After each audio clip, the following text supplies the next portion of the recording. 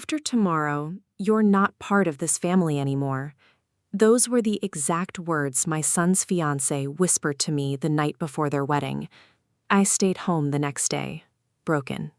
But by noon, the wedding had completely fallen apart, and the reason why left everyone stunned. The night before my son's wedding, I thought I was about to step into the happiest chapter of his life, and maybe the most rewarding one of mine. After all, I had raised him alone for 27 years, through sacrifices no one but me would ever understand.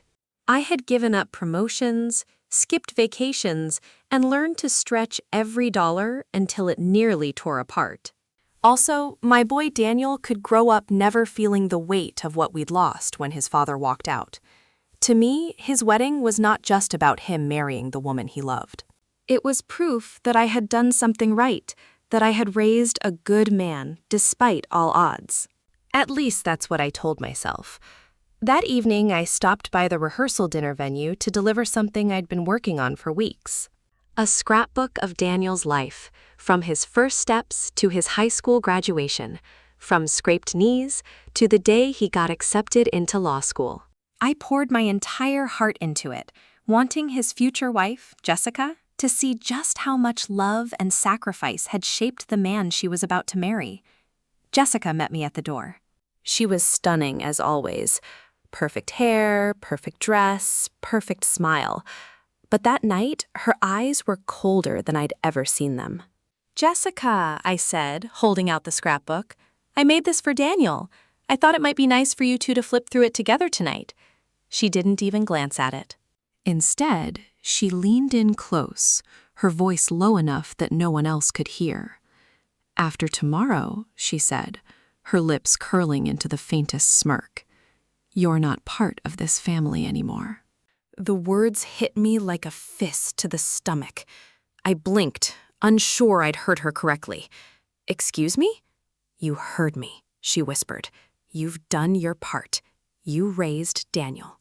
Tomorrow, he becomes my husband, my family. And you're just extra baggage. Don't embarrass yourself by clinging on." I stood frozen, clutching the scrapbook like it was the only thing keeping me upright. My throat burned, but no sound came out. She tilted her head, almost amused at my silence. "Honestly, I've tolerated you long enough. Daniel loves you, of course, but love makes people blind. I see you for what you really are, someone who doesn't belong in our future. So do us both a favor. Don't come tomorrow. Spare us all the drama." I should have said something. I should have defended myself. Instead, I felt the weight of years pressing down on me. Years of loneliness, of working double shifts, of pretending I wasn't exhausted just so Daniel wouldn't see how hard life was without his father. And now this woman, the one who claimed to love him, was telling me I was disposable. She patted my arm like I was a child who needed comforting. "Go home, Mrs. Miller. Sleep in. Tomorrow will be the best day of our lives, and we don't need you there to ruin it." I didn't remember leaving. I didn't remember driving home. What I do remember is sitting on the edge of my bed that night, staring at Daniel's scrapbook. My hands shook so badly the pages nearly tore. Every picture was a memory of love, sacrifice, and perseverance. And yet tomorrow I was supposed to pretend none of it mattered, that I didn't matter. Tears blurred my vision, but beneath the heartbreak, something else stirred, a cold, quiet anger. If I'm not part of this family after tomorrow, then tomorrow I won't be there at all. And so, the next morning, I stayed home. I thought the wedding would go on without me. I thought Daniel would marry her and I'd be left behind, erased from my own son's story. But by noon that day, the entire city knew. The wedding hadn't happened, and the reason why would change everything. I suppose to anyone looking in from the outside, I was just another overprotective mother who didn't want to let go. That's the label Jessica had carefully painted onto me over the years. But the truth? I never clung to Daniel. I held him up because no one else would. When Daniel's father walked out, He didn't just leave me, he left his son. I'll never forget that night. Daniel was only 7, clutching his toy dinosaur in one hand and asking me, "When is Dad coming home?" I had no answer, only tears I tried to hide behind forced smiles. From that day on, it was just the two of us. I became the breadwinner, the caretaker, the cheerleader, the disciplinarian. I worked double shifts at the hospital cafeteria, sometimes coming home so tired I fell asleep in my uniform. But every time Daniel brought home a gold star from school, every time he made me a crooked Mother's Day card, I knew it was worth it. He grew into a man who was kind, intelligent, and ambitious. He studied harder than anyone else I knew. He wanted to be a lawyer, not because of the money, but because he said, "Mom, I want to protect people who can't protect themselves, like you always protected me." That sentence alone carried me through 1,000 sleepless nights. So when he brought Jessica home for the first time 3 years ago, I truly wanted to like her. She was gorgeous, confident, the kind of woman who seemed to light up every room. Daniel was smitten, and I wanted him to be happy. But underneath the charm, I noticed small cracks. She was polite to me in public, but when Daniel left the room, her tone shifted, sharp, dismissive, as though speaking to me was a chore. She never asked about my life, my work, or even Daniel's childhood stories. Instead, she'd steer conversations toward herself, her career in marketing, her glamorous friends, her future plans. I brushed it off at first. Maybe she was just nervous. Maybe she didn't know how to connect with me. But as time passed, the cracks grew wider. On Daniel's birthday last year, I baked his favorite cake, chocolate fudge with peanut butter frosting. It was our tradition since he was 10. When I brought it out, Jessica smiled sweetly and said, "Oh, how quaint. But Daniel's on a new diet now. I'll make sure he doesn't touch this." She took the knife out of my hand and set the cake aside, untouched. Daniel laughed it off, kissed my cheek, and said, "Thanks, Mom, you didn't have to." But I saw the flicker of guilt in his eyes. He knew I had stayed up half the night making that cake. Still, I swallowed my pride, because that's what mothers do. Every time Jessica dismissed me, every time she undermined me, I told myself it didn't matter. She loved Daniel. That was enough. Or so I tried to believe. The engagement should have been my chance to finally feel like I was gaining a daughter, not losing a son. Instead, it only widened the distance between us. Jessica took full control of the wedding planning. I wasn't asked to join a single dress fitting, not one cake tasting, not even the seating chart discussion. When I gently asked if I could help with anything, she gave me a tight smile and said, "Don't worry, Mrs. Miller, we've got it under control. You just show up looking nice, okay?" It stung, but I smiled, nodded, and bit my tongue for Daniel's sake, because that's what I always did. But the truth is, there were warning signs I should never have ignored, like the way Jessica always seemed more interested in Daniel's potential salary than his dreams. The way she rolled her eyes when he mentioned pro bono work. The way she introduced him at parties, not as my fiancé Daniel, but as Daniel, the soon-to-be lawyer. Looking back now, I realized she didn't see my son as a man. She saw him as a trophy. And the night before the wedding, when she finally spat those venomous words into my face, every tiny warning sign I had brushed off for years finally made sense. I wasn't losing my son to love.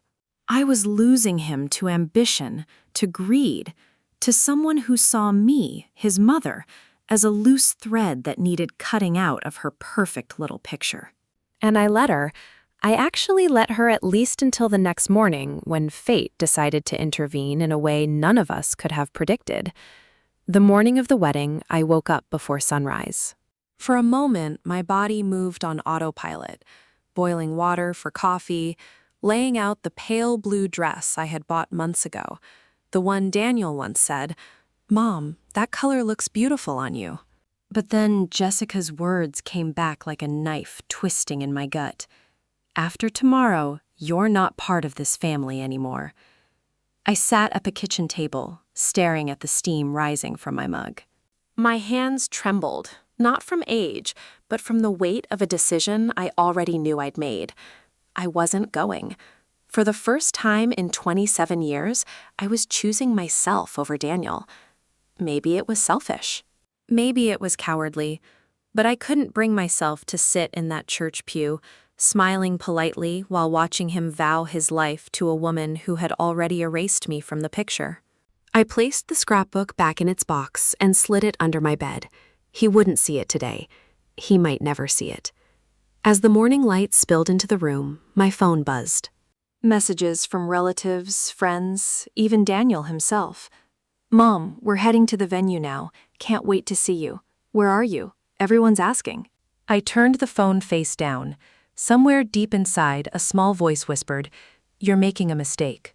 But louder still was the echo of Jessica's smirk, her dismissive tone, her cruel certainty that I was nothing more than baggage. If that's what she wanted, I'd give it to her. By 9 o'clock, the calls grew more frantic. Daniel left a voicemail, his voice tinged with panic. "Mom, where are you? Jessica says you weren't feeling well last night, but I know that's not true. Please, just call me back. Please." I pressed the phone to my chest, my heart aching. Every instinct screamed to call him, to rush to the church, to be there for the boy I had raised through every storm. But I couldn't, not this time. At 10, my sister knocked on my door. She lived across town, but had driven over in her bridesmaid's dress when she noticed I wasn't at the venue. "Margaret, what on earth are you doing? Barging inside. Everyone's looking for you. The ceremony starts in an hour." I shook my head slowly. "I'm not going." Her jaw dropped. "Not going? Are you insane? Your only son is getting married." I met her gaze, tears brimming in my eyes. "He's marrying someone who told me to my face that I'm not part of his family anymore. She doesn't want me there, so why should I go?" My sister's anger faltered, replaced by disbelief. "Jessica said that last night, looked me in the eye and said it." She sank into a chair, speechless. For a long moment, the only sound was the tick of the wall clock. Finally, she whispered, "Oh my God." I nodded. I won't sit there like a fool, pretending I belong. She pressed her hands over her mouth, torn between anger and pity. "But Margaret, if you don't go, people will blame you. They'll say you abandoned your son on his wedding day." I let out a bitter laugh. "Then let them. I've been judged my whole life. What's one more?" At 10:45, I watched from my front window as neighbors climbed into their cars, dressed in suits and gowns, heading to the church.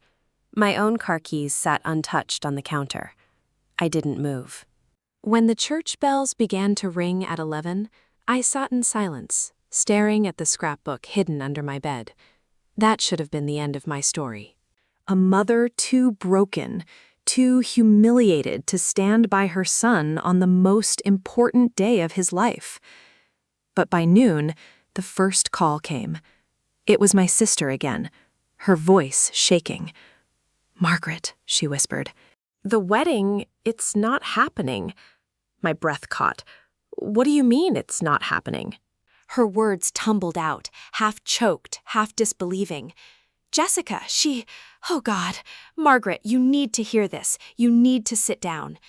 And in that instant, I realized something I never expected. By not showing up, I hadn't ruined the wedding. Jessica had, and the reason why would rock all of us to the core. When my sister's trembling voice came through the phone, I felt my heart stop. "The wedding isn't happening," she repeated, her words sharp with disbelief. "Jessica's been exposed." I gripped the phone tighter. "Exposed? Exposed how?" "Margaret, it's complicated, but you need to hear this from me before it spreads everywhere. Daniel found out the truth minutes before the ceremony." My knees buckled. I sank onto the couch. "What truth?" she exhaled shakily. "That Jessica's been lying about everything." Later, when I pieced the story together from frantic phone calls, texts, and news that spread like wildfire among the guests, the events unfolded like something out of a bad soap opera.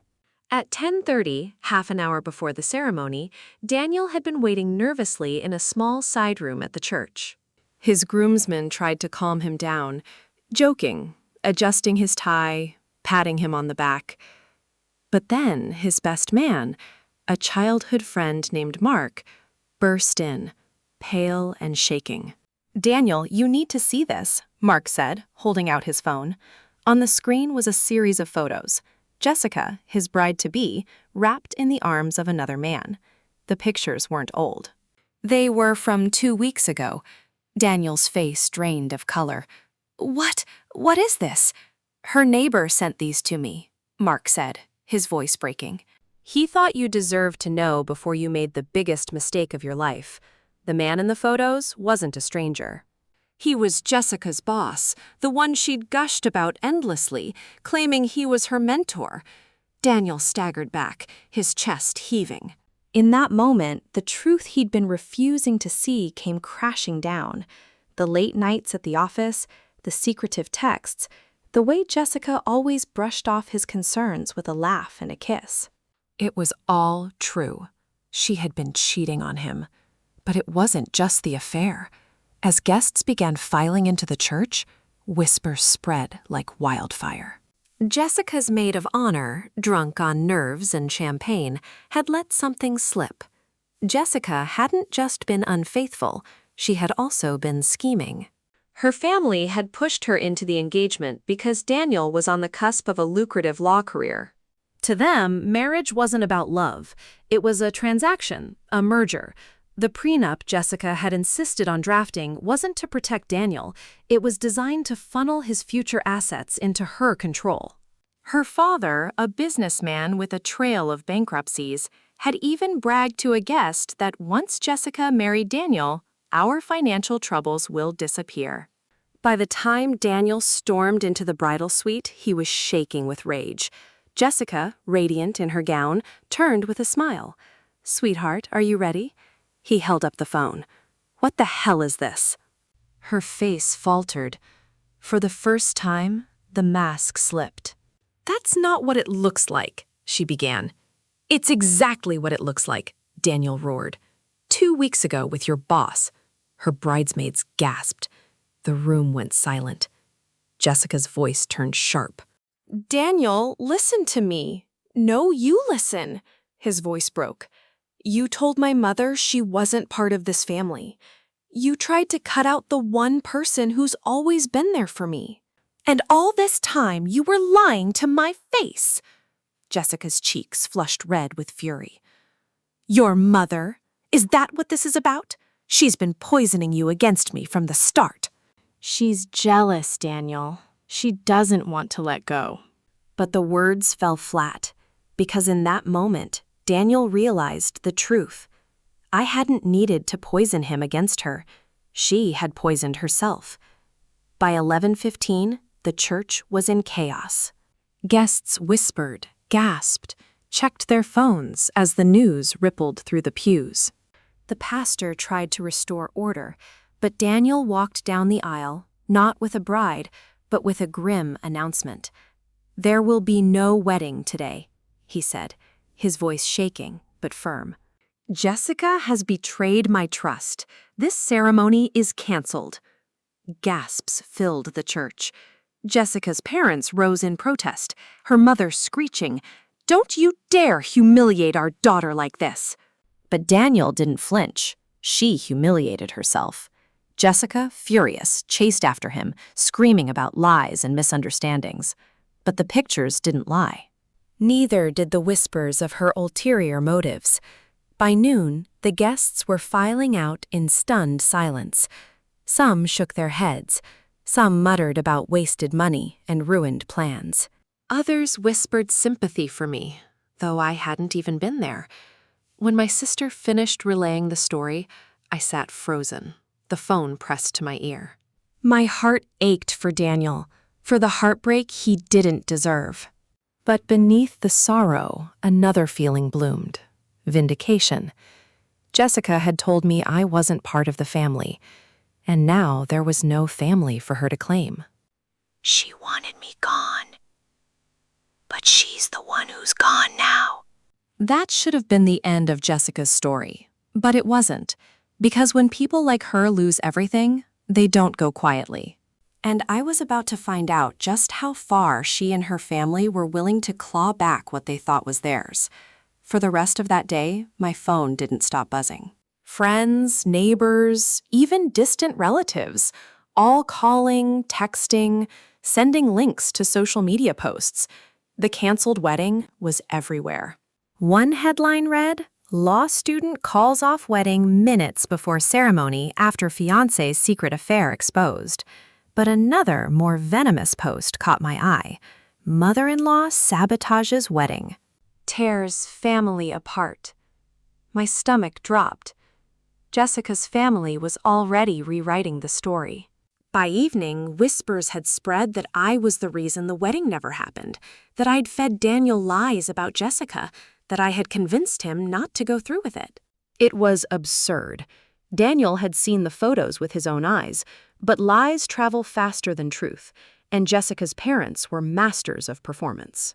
At one point, Jessica herself even went on social media, posting a photo of her in her ruined wedding dress, mascara streaking her cheeks, with the caption, "Some people just can't let go." Some mothers don't know when to stop. The comments flooded in.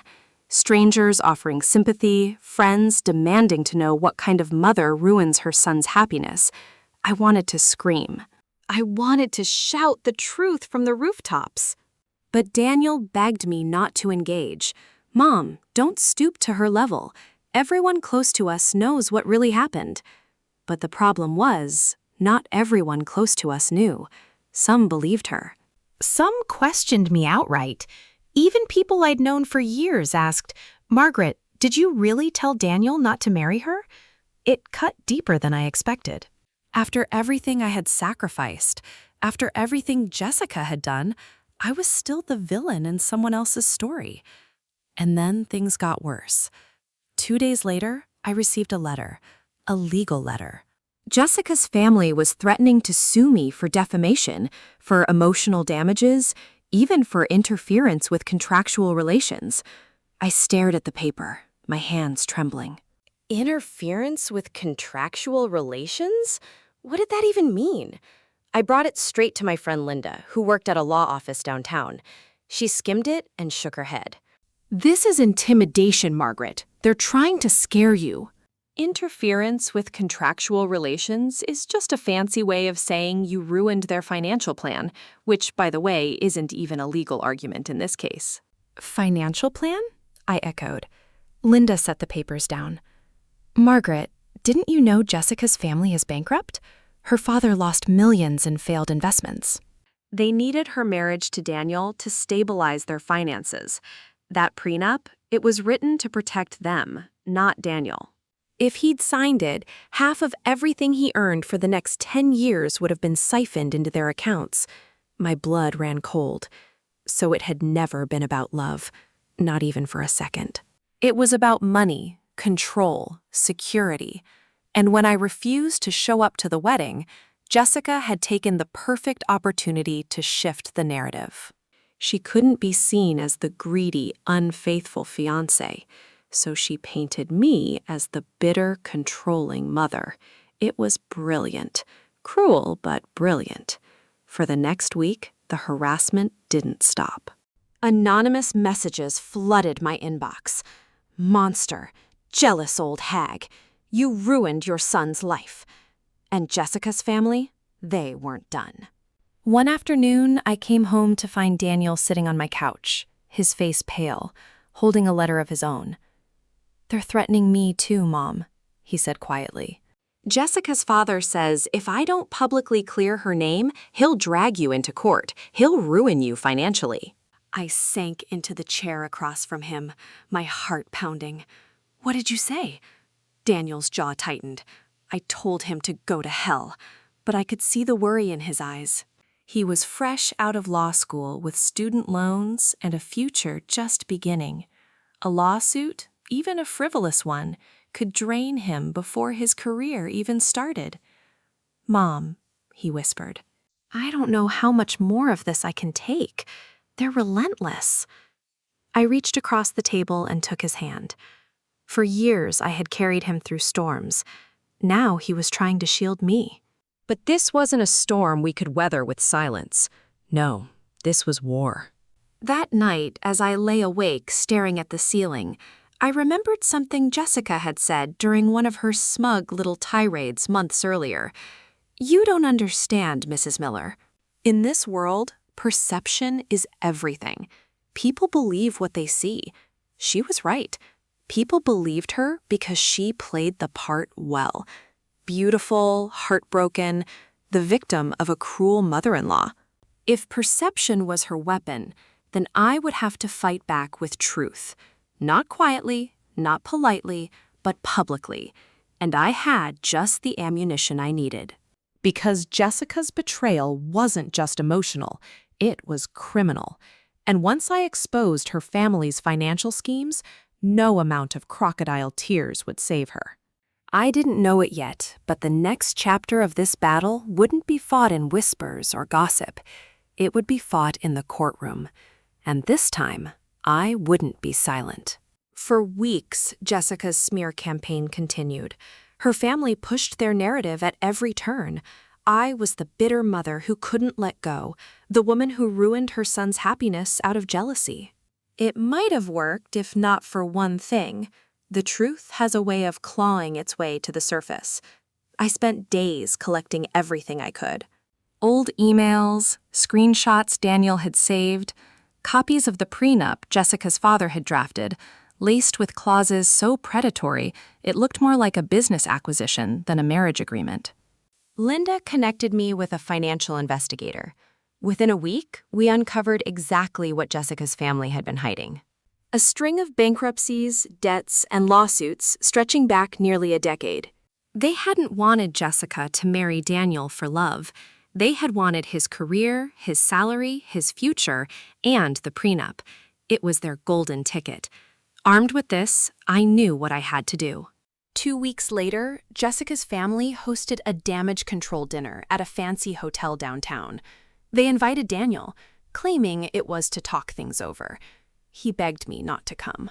He didn't want me ambushed, but I knew if I didn't face them, they'd never stop.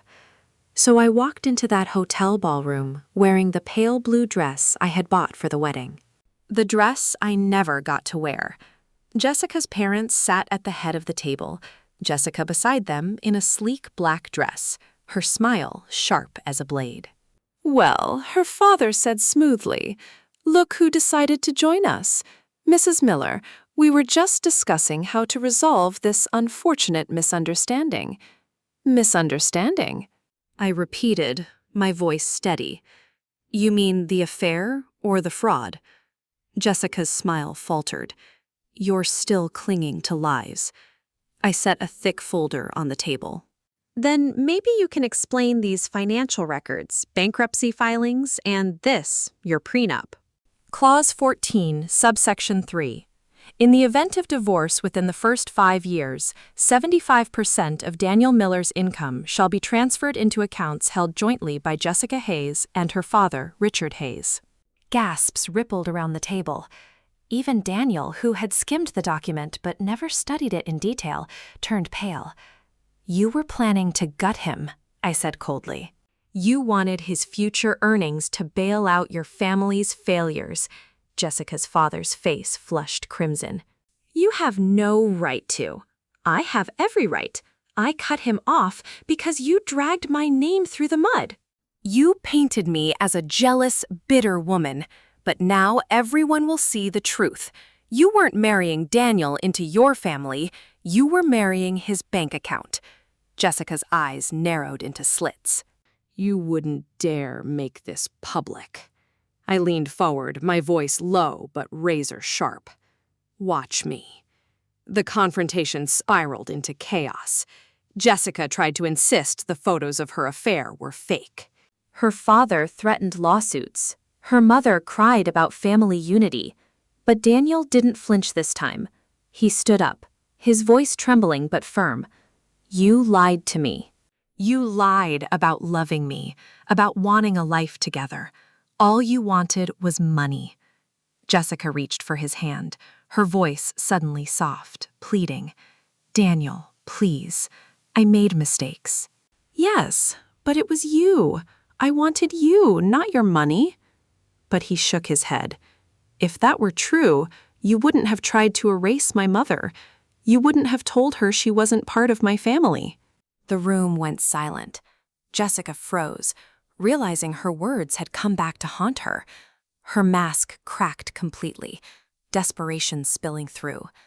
She's turning you against me. No, Daniel said, his voice breaking. You did that all on your own. That night, I thought the confrontation would end with shouting, with threats, with broken promises.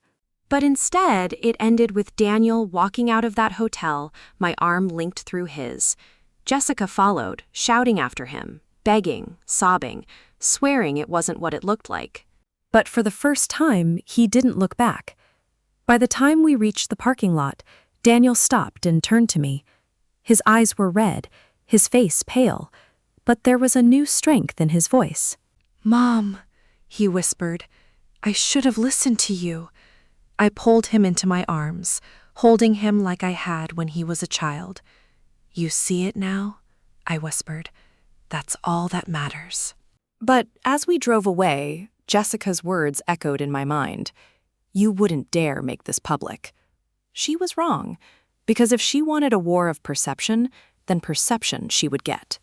And when the truth came out, her carefully crafted facade would crumble beyond repair. In the days after the hotel confrontation, Jessica and her family tried everything. Threats, promises. Her father sent Daniel emails filled with legal jargon, insisting he was within his rights to pursue damages. Her mother left tearful voicemails begging Daniel to be reasonable. Jessica herself oscillated between rage and desperation. One moment swearing she'd ruin us, the next whispering that she still loved him. But it was too late, because this time the truth wasn't confined to whispers in a ballroom. This time I made sure everyone knew. With Linda's help, I passed the prenup documents and financial records to a journalist who specialized in exposing financial scams.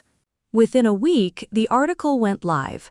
Behind the canceled wedding, the Hayes family's financial schemes uncovered. The piece was damning. It detailed the bankruptcies, the predatory prenup, even hinted at the affair that sparked the wedding day collapse. For the first time, the world saw the story not from Jessica's tear-streaked Instagram posts, but from the perspective of cold, hard evidence. And suddenly, the tide turned. Comments flooded in, not against me, but against Jessica. So she wanted his paycheck, not his heart. That poor mother-in-law. Can you imagine being told you're not family after raising your son alone? Jessica's a gold digger, plain and simple. The sympathy that had once been denied me poured in like sunlight breaking through storm clouds. Daniel, though heartbroken, found strength in the truth. He threw himself into his new job at a law firm, determined to build a future on his own terms. And for the first time in months, he started to smile again. Not the forced, nervous smile he'd worn with Jessica, but the real one. One night, as we sat on the porch drinking tea, he reached over and squeezed my hand. "Mom," he said softly, "I don't know how you stayed so strong." She nearly broke me. I looked at him.